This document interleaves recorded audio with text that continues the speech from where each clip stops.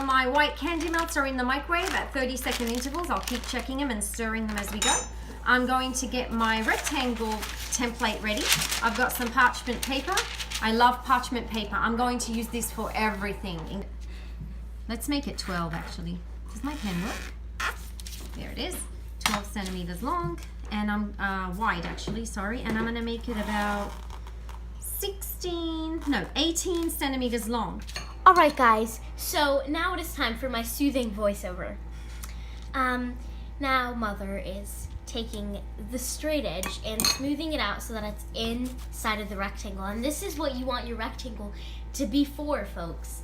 You do not want this rectangle to be bad, and you don't want your candy melts to go over the rectangle. The line? Yeah. So I'm gonna start off with my, so any size. I'm just gonna do a whole bunch, but first let me just demonstrate what I'm gonna do. So I love these fondant cutters. They're like, press it in and then push it down. You don't even have to touch anything.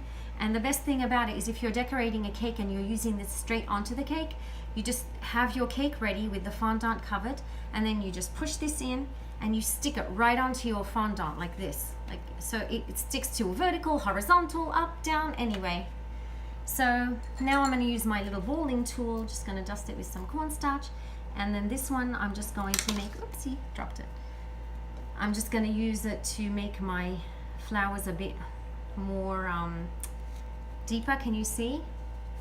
So what I mean by 3D is if I have this size flower, I'm going to get the bigger one. Watch this. And then I'm going to push it into my little foam, and then I'm going to make this deeper, and then I'll get my tiny one, this one, and then stick it right in here. See that?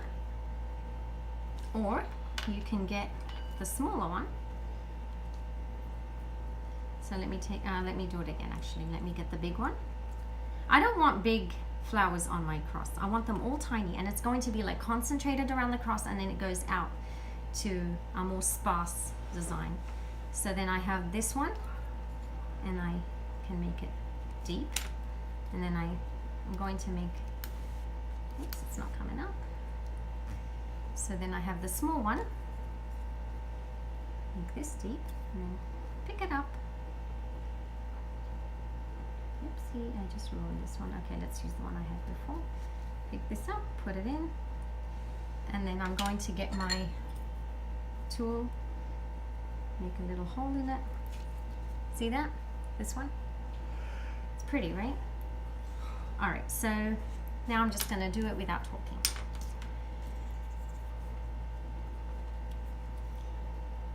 How pretty this one is. So basically I'm just doing I'm airbrushing these fondant flowers that I made earlier, and what I was saying earlier was that I was going to make an ombre effect starting with a really dark blue or royal blue. This is the color I'm using.